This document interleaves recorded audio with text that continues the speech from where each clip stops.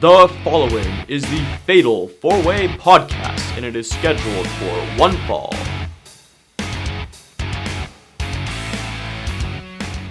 Welcome, everyone, into the Fatal 4-Way. I hope everyone's having a great fall break. Thank you for tuning in. But, we're the Fatal 4-Way, but today we just got a one-on-one match. It's going to be me and Rippy. That's right, baby. We'll be going back and forth one-on-one.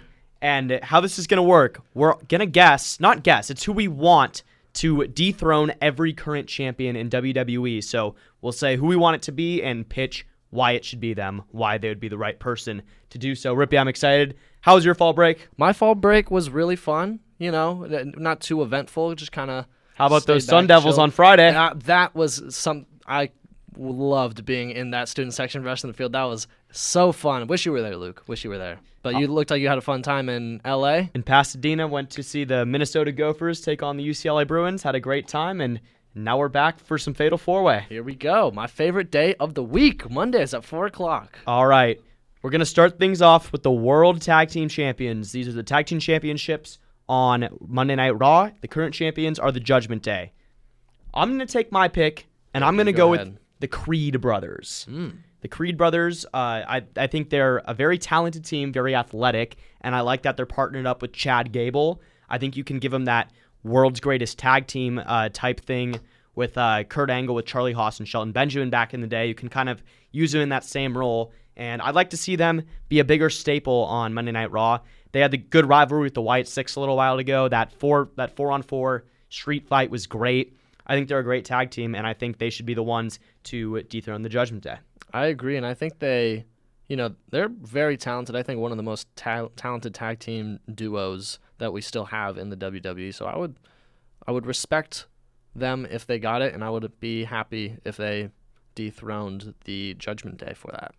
All right, up next, we're going to take things over to SmackDown with the WWE Tag Team titles. Rippy, I want to hear yours first this time. The tag team titles currently held by the Bloodline. I would love... It makes sense to see the Usos go and challenge them for it and win it back, and I would personally love to see that. The Bloodline and Usos and Original Tribal Chief and Solo rivalry that we got going on right now, it's super fun. And, maybe if they challenge them, don't give it to them right away. It'd be fun to kind of toy with us a little bit, and maybe the Usos won't get it, but I would like to see the Usos get that title back, because they did have it at one point. Correct? I absolutely agree with you at the end game of this being Jimmy and Jay. I think Jimmy and Jay win the titles at WrestleMania, but I think the titles will change hands a few times beforehand, and I think the next champion should be DIY.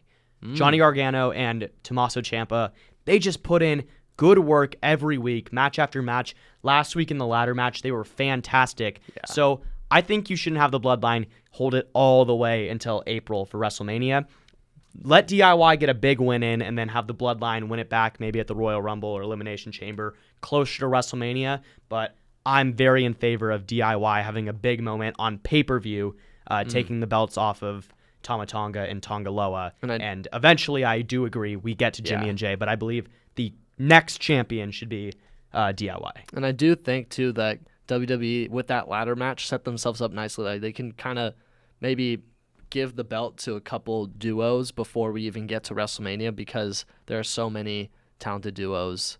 Just that ladder match. That ladder match was fantastic on SmackDown. We didn't get a whole lot of time to talk about that ladder match last week because we were talking about all our bad blood predictions. Yeah. But that was an incredible match. What was your favorite spot in that? I think it was definitely Montez Ford. Just like his athleticism is always just like had me so surprised. Blows every you time. Away. Yeah, the way he jumped on that ladder so smoothly and just immediately started climbing up. Like, you realize, these guys are really athletic and can actually do some incredible stunty things. My favorite moment, this was early on in the match. It was when Angelo Dawkins, the Bloodline, were holding a ladder on the outside, and Angelo Dawkins is a huge dude. He's like 300 pounds, looks like an offensive lineman. Hits the ropes, suicide dives over the top rope with a flip into the ladder, taking out the Bloodline. I'm just sitting there like, how is a guy of that size moving like that? And there was one more spot that I just that reminded me when they had the ladder. I don't know who it was, but they had it around someone's neck. Oh yes, and then they met in the middle. Johnny and Tommaso. Yeah, did they spun the thing around his head. That looked brutal. That was insane. Such a great spot. So such an entertaining match, and that's why I think the belt can kind of go wherever. But like I said, I'd like to see it end up with the Usos eventually. Maybe if it's not next, eventually. All right, we're gonna move on. Last tag team belts: the Women Tag Team Championship held by Bianca Belair and Jade Cargill. Who do you got taking it off of them? You know, I'm not really too sure. I'd like to hear your thoughts first. This is an interesting one. I'm still mulling it over. This is the interesting one because this is gonna end in a double champion. I think it would be a lot of fun if Tiffany Stratton and Nia Jax were to team up and win those belts, and Nia Jax would be tag team champion and WWE Women's Champion, while also having her partner be the Money in the Bank holder who can take it off of her at any second. I think that would be a super fun dynamic to play into because they're already buddy-buddy. Right. And I think Bianca and Jade have to lose the belts before the build to WrestleMania because it's just assumed that that's the match WWE wants is Bianca Belair versus Jade Cargill. So I think that would be a very fun way and would lead up to whatever's going to happen with Tiffany and Nia. So that's my pick. Tiffany Stratton and Nia Jax. I agree with that, and I think that would set them up nicely too if they had a feud with that Money in the Bank. If they scheduled during WrestleMania the women's match before the tag team or the tag team before that, I think that alone, the scheduling would tell a lot about what would happen in those matches. Like if she used her Money in the Bank before their tag team match, what could happen to the tag team? Or could you imagine Imagine this. There's a moment in a tag match. They're defending those belts. What if Tiffany Stratton cashed in mid-match defending the tag team championships? Like Nia and her were teaming up, fighting against someone else. Say everyone goes down, like the other team hits 2 big moves on Nia. Tiffany throws the other 2 out of the ring. She grabs her briefcase. She's like, well, why don't I just do it right now? Could you imagine that? That would be insane. I think that would be one of the most unique Money in the Bank cash-ins because with the Money in the Bank briefcase, it's like... Because you're saying to cash in for the tag team, on Nia for the belt. Are you allowed to do that? You're allowed to do it when... Anytime. Anytime. So she'd essentially interrupt the tag team match to win the main belt. Wow. I think it's never been done before, and it's with the Money in the Bank briefcase, you got to come up with new ways to make it entertaining because although it's great, it's kind of the same thing every year. And it kind of defeats the surprise and spectacle of the Money in the Bank pay-per-view anyway. So that spoiled my pick for who I want the WWE Women's Championship to go to. It would be Tiffany Stratton cashing in on Nia Jax while defending the Women's Tag Team Championships. That'd be cool. Do you have any other picks who you'd like to see take the belt off Nia? I think you hit a home run with that one. You got me on board. Triple H, hire me. Hire me, Triple H. Fatal 4-Way Podcast is a WWE producer feeding, farm system. Yes, exactly. All right, let's take things. We're going to stay on SmackDown with the United States Championship held by LA Knight currently. I think you're going to be surprised by this because I do not like this wrestler at all because he does a really good job at being a personality in the WWE. I would like to see Logan Paul make his return and come back for that belt. He's just one of the most electric and most entertaining. Love or hate the guy. He's so fun to watch, and he always comes out crazy ways from zip lines, prime bottles. He always has some crazy gimmick, and I think I know what his new walk-out song should be. What should it be? From the screen to the ring to the pen to the cage. And KSI comes out with him in the prime bottle, but it will be from the screen to the ring because he went boxing and then to WWE. Very two different rings. What do you think about that, Luke? I like Logan Paul. I miss Logan Paul in WWE, but I think it's best we keep the belts off of him because of how little he defended it in his last reign. Don't get me wrong. The matches he had were great. I would just like to see a mid-card title be defended more often than what Logan Paul can do with his scheduling. So I've gone a different route. I'm between 2. Mm-hmm. My first choice is Kevin Owens. Okay. He just turned heel. I don't see him beating Cody for the WWE Championship ever. But I think a way you can keep him relevant is put him in a blood feud with LA Knight where he takes the belt and he runs with being a heel. I think that's the best way to keep Kevin Owens relevant, because as much as I think it would be a shocking defeat for Cody if Kevin Owens were to beat him, I don't see it happening. So I'll say Kevin Owens, but I also want to shout out, we just mentioned him, if Montez Ford, he is a great tag team wrestler, but if he could have a singles run and win the United States Championship, we got the smallest taste of it 2 years ago at Elimination Chamber when he almost won the Elimination Chamber to win the U.S. title. Yeah. If they just let him do it, I think it would be so special. It'd be unique for sure. I don't think he's the next one to win it. I don't think he's the one to take it off LA Knight. At some point. But I'm hoping in the year of 2025, Montez Ford is United States champion. I thought you were going to go, because I know you like Seth Rollins. I thought you were thinking Seth Rollins for that. But maybe do you have him for another? I don't know. We'll see. Seth he's just a Raw guy. The U.S. title resides on SmackDown. I think it's a little too complicated to move him over. Like we already want Jey Uso to move over to SmackDown to be with the Bloodline. So I think that's a little too much movement of brand to brand for it to be Seth. All right, let's go to the Intercontinental Championship, the most recent championship to change hands. 2 weeks ago on Raw, Jey Uso defeated Braun Breaker. Who do you think is next to win it? This was so tough for me to choose someone to dethrone, because I love Jey holding this title, and if he could hold on to it for as long as he could, I would love that. But it's unlikely that he will. And I think the next person that could be fun to take it off him, Dominic Mysterio. I love it. Yeah. I absolutely love it. That is such a good pick. I didn't think of it, but now that you say it, that's amazing. He's so fun. I used to hate him, but just because WWE told me to hate him because he's disrespecting his dad and going to jail and all that fun stuff. But he's so entertaining. He is. And this latest, his role in that cage match where he was in the cage above the ring, that was so fun. Like, he's just a great entertainer. And they were just talking about Braun Breaker and Jey. We're talking about the history of the international championship and how special it was, and how making sure you respect the belt is so important. Would do the exact opposite. Absolutely not respect it. His dad has held it twice, so I think he would just absolutely trash the name of it with his dad.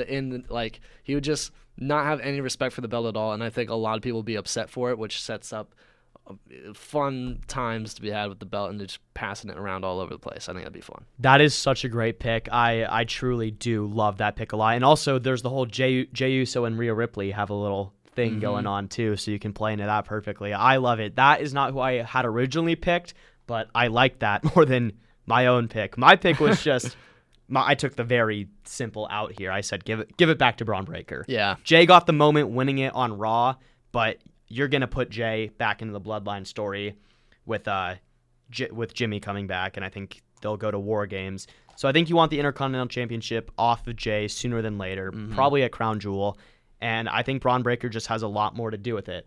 I think it was the right decision for him to lose that match, but I think he should be the champion going into WrestleMania. And I definitely think, after Dom has it, I think it Braun ends up back on Braun. Yeah, Braun is sooner or later going to end up back with that championship. And you could just have Braun destroy Dominic. Imagine the crowd pop if Braun Breaker just beat Dominic in 2 minutes with spear. That would be awesome. Dominic just getting destroyed by Braun. And that would because Braun's kind of a tweener right now. He's not a heel or a face. You could really turn him back to a true baby face if he destroys Dominic. So I really like the Dominic route on that. WWE, hire us. Now we will go to the Women's World Championship. Current champion, Liv Morgan. Rippy, who do you got? I took the Rhea getting it back route. I just am loving this storyline. It's very entertaining. With Dom in the mix, if he was a belt holder at the same time, watching Dom and Liv Morgan coming out with both their belts, that'd be cool. And then seeing Rhea and Braun Breaker just destroy that whole storyline. I think people could get behind that. So I think Rhea coming back and winning that championship. I've always been a Rhea fan. She's super talented, super fun to watch in the ring. So I like to see Rhea back with the belt. I struggled with this one. Raw's women's division is so thin right now, where it feels like the only choice is Rhea. You look through the Raw women's roster, there's no one else that it makes sense. So for that reason, I want it to be Rhea. But at the same time, it's like, where do we go after Rhea gets it back? Like, who's going to be her challenger? Because Bianca and Jade are doing their own thing on SmackDown. I want the WrestleMania match to be Bianca versus Rhea, but they're both face right now, so I think you wait a year for that. But it's like, are we really going to drag out Liv versus Rhea until WrestleMania? Yeah. It feels redundant. You could bring back Charlotte, but we've already seen Charlotte versus Rhea Ripley at WrestleMania twice. Granted, I'd sit through it again because they have probably the best chemistry between any two women currently on the roster. They could wrestle 1,000 times. I'd never get sick of it. That match they had at WrestleMania 39 is the best women's match in WrestleMania history, in my opinion. Mm-hmm. So maybe you give it to Rhea and have it be Rhea-Charlotte the rubber match, because Charlotte won at WrestleMania 36 in the pandemic. But I don't know. I think it has to be I Rhea. also struggled with this one, but I don't know where it goes next. Maybe there's an NXT call-up that's due. Maybe it's Roxanne Perez, the current NXT Women's Champion. I don't know. I think the Raw Women's Division's in a tough spot. I think the draft this year heavily stacked SmackDown because they were like, oh, we have this great thing with Liv and Rhea. Let's throw everyone else to SmackDown. But now that storyline's kind of hit its peak and now is fizzling out, it's like, ooh, wow, we did not plan too far enough in advance. Yeah. So my pick is Rhea Ripley as well, but I don't like it. I don't like it by any means. Yeah, I think it's definitely one of my picks that I like the least. Yeah. So. All right, now let's get into the two major men's championships. First, the World Heavyweight Champion, Gunther. Who would you like to see dethrone Gunther? I put him on my Mount Rushmore. Of course, I would love to see Sami Zayn beat Gunther. Maybe not this next upcoming match, which I don't know, but that's the thing. Like, I feel like Sami, if he loses this, he doesn't really have any other chance of, taking winning the big one. Right. Yeah. So I guess of course I would love to see him. I don't think it would happen, but I would love to see Sami beating him and hold that belt. Yeah, Sami's so tough because it's like you always want it to be him, but it always feels like there's someone or something storyline wise that's more important than him in the moment, which sucks because Sami's so great. He captivates the fans. He's such a great in-ring worker, and he deserves it. Mm-hmm. He probably deserves it more than anyone. But right now it just doesn't feel like there's a place for him to win it. And it also feels like you need him to go over to SmackDown and with Jey Uso and be part of the Bloodline story to have that 4-on-4 War Games match at Survivor Series. So I really just can't see it being Sami, which is very unfortunate. I wish it could be. Yeah. And I hope at some point before Sami Zayn hangs up the boots that he gets a world title because he's probably the most deserving man in the whole company to win one. Yeah, that pick I solely made with my heart, not my mind. I went with Seth Rollins. Oh, okay. You alluded to it earlier. I knew it. I knew it'd be popping up somewhere. I went with Seth Rollins because I think the main event of night one of... Actually... we might need 3 nights for WrestleMania this year. I don't know if it'll get the main event because we'll go to my next one and the next one. Essentially, I think there's going to be 3 huge matches on WrestleMania this year, but I would like CM Punk versus Seth Rollins to main event one of them because CM Punk, with this Hell in a Cell match he had against Drew McIntyre, he fully proved to everyone that he still has it. He is deserving of the main event scene, and I think he deserves one more run with the WWE World Heavyweight Championship because obviously that reign that he had in 2012, he was never the main focus of the product, even though he was out there week in, week out, delivering great matches, champion for over 400 days, but they still looked at him as an afterthought. And I think Seth Rollins wrestles better as a heel than a face, so you have him beat Gunther and then have him turn heel to go into the feud with Punk to WrestleMania, and Punk takes the belt off of Seth at WrestleMania. Yeah. But at the same time, I could see Gunther holding this belt for 2 years. I could see him just never losing. And CM Punk versus Seth Rollins doesn't necessarily need the World Heavyweight Championship. So if that's the case, then I could see it a year down the line or a year and a half down the line being Braun Breaker. I could see Gunther holding it that long and waiting to give Braun Breaker the rub. of beating the guy who's held it for so long. Yeah, this is the only belt that I've considered, like, it maybe taking an option, like, maybe Gunther just retains and not picking someone to dethrone him. Like, it doesn't seem any time soon that he'll lose it for me. So, Yeah. But I do like that story. I can totally see how that storyline would play out and then just mix up that World Heavyweight Championships, because it does feel like, how long has he had that belt? Gunther won it at SummerSlam, so he's just over Okay. 60 days. He has not held it for that long yet. It's felt way longer than that. Maybe it's 90 days at this point. Yeah. But somewhere between 70 and 90 days he's held it for. And when is Sammy fighting for that? Crown Jewel, I believe. Crown Jewel, which is in Saudi Arabia. On what day? Do you know? It's I believe November 5th, I want to say. Let me look it up. November 2nd. November 2nd. So coming up. I will absolutely be sat watching that. Yes, sir. Cheering on my boy Sammy. All right. Now we get to the ultimate prize in the WWE, the WWE Undisputed Championship. I guess we've dropped the undisputed name at this point. The WWE Championship. Champion Cody Rhodes. Rippy, who do you have taking the belt off Cody? I've gone first the last couple times. Okay. You go first, bud. All right. Your turn. I have Cody Rhodes losing the belt to John Cena. Oh, I did not think you were going to say that. Luke Carter. I believe that the best way to do this is, I love Cody Rhodes. Anyone that knows me knows I'm the biggest Cody Rhodes fan. I was devastated when he lost to WrestleMania 39. Devastated again when we thought The Rock was going to take the main event away from him. And I was so triumphant when he won the belt at WrestleMania this year. Are you a bigger Cody Rhodes fan or Angels fan? Cody Rhodes. Cody Rhodes doesn't disappoint me. Just wondering.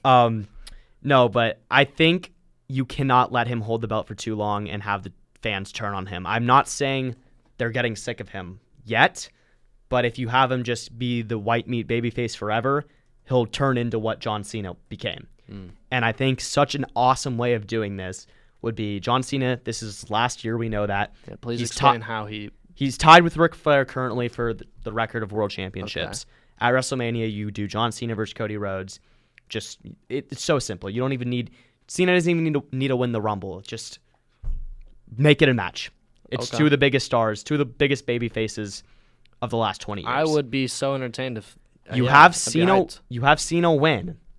And then you have Cody go turn crazy to the fact that he lost the championship to an old timer. Okay. You turn him heel.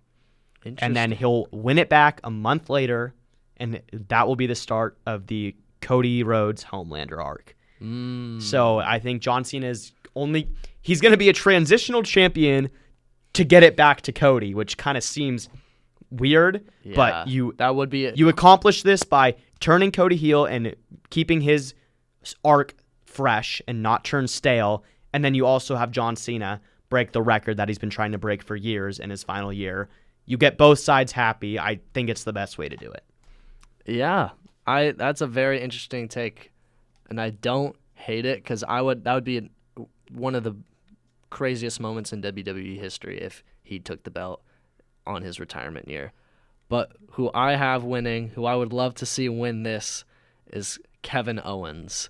And I was debating whether or not to give him the World Heavyweight Championship, because at first I switched this up right before the show. I had Kevin Owens winning the World Heavyweight Championship because Gunther would beat up Sammy to oblivion and just wreck him after the bell rings. He's still just going to town, and Kevin Owens, he ain't having none of that with his best friend, and so he would go and get some revenge that way and kind of just forget about that kind of backstage beef with Cody Rhodes. Yeah. But I think with the way WWE delivered that heel turn, it's so unique and so different. I think they have much bigger plans for Kevin Owens that relate to the WWE Championship belt. Other than him just losing the next match to Cody and being, Yeah.